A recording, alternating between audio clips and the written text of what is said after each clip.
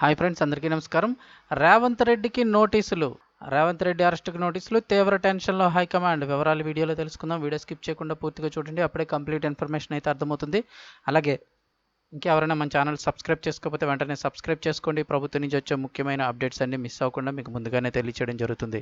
వీడియోని లైక్ చేసినట్లయితే మరింత మందికి సమాచారం చేరుతుంది. ఇంక వివరాల్లోకి వెళ్ళిపోదాము. కేంద్ర ప్రభుత్వం ఢిల్లీ పోలీసులు రంగంలోకి దింపింది. ఢిల్లీ ముఖ్యమంత్రి ఆప్ అధినేత కేజ్రీవాల్ అరెస్ట్ తర్వాత మరో కీలక బాధ్యతను వారికి అప్పగించింది. సాక్షాత్తు కేంద్ర హోంశాఖే ఫిర్యాదు చేయడంతో ఢిల్లీ పోలీసులు హుటాహుటిన కదిలారు. తెలంగాణ ముఖ్యమంత్రి రేవంత్ రెడ్డిపై కేసు నమోదు చేశారు.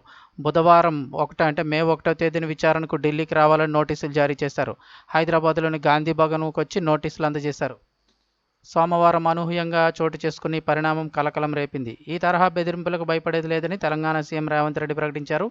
లిక్కర్ కేసులో ఢిల్లీ పోలీసుల తీరుని తీవ్రంగా తప్పుపడుతూ బీఆర్ఎస్ తాజా వ్యవహారంలో అందుకు భిన్నంగా ఉంది. ఆ పార్టీ సీనియర్ నేత మాజీ మంత్రి హరీష్ రావు ఒక కార్యక్రమంలో మాట్లాడుతూ రేవంత్ రెడ్డిని తక్షణం అరెస్ట్ చేయాలని డిమాండ్ చేశారు. అసలు ఏం జరిగింది?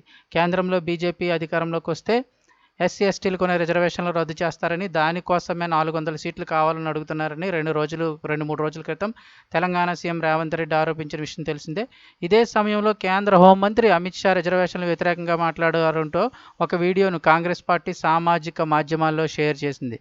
దీంతో ఆ వీడియో వైరల్ అయింది. ఎన్నికల వేళ చోటు చేసుకుంటున్న ఈ పరిణామం బీజేపీ నేతలను ఇరుకుపెట్టింది. తాము రిజర్వేషన్కు అనుకూలమేనంటూ ఆ పార్టీ అగ్రనేతలు పదే వివరణ ఇవ్వాల్సి వచ్చింది. మరోవైపు రంగంలోకి దిగిన కేంద్ర హోంశాఖ దీన్ని డీప్ ఫేక్ వీడియోగా పేర్కొంటూ ఢిల్లీ పోలీసులకు ఫిర్యాదు చేసింది. దీంతో రంగంలోకి దిగిన ఢిల్లీ స్పెషల్ సెల్ పోలీసులు ఎఫ్ఐఆర్ నమోదు చేశారు.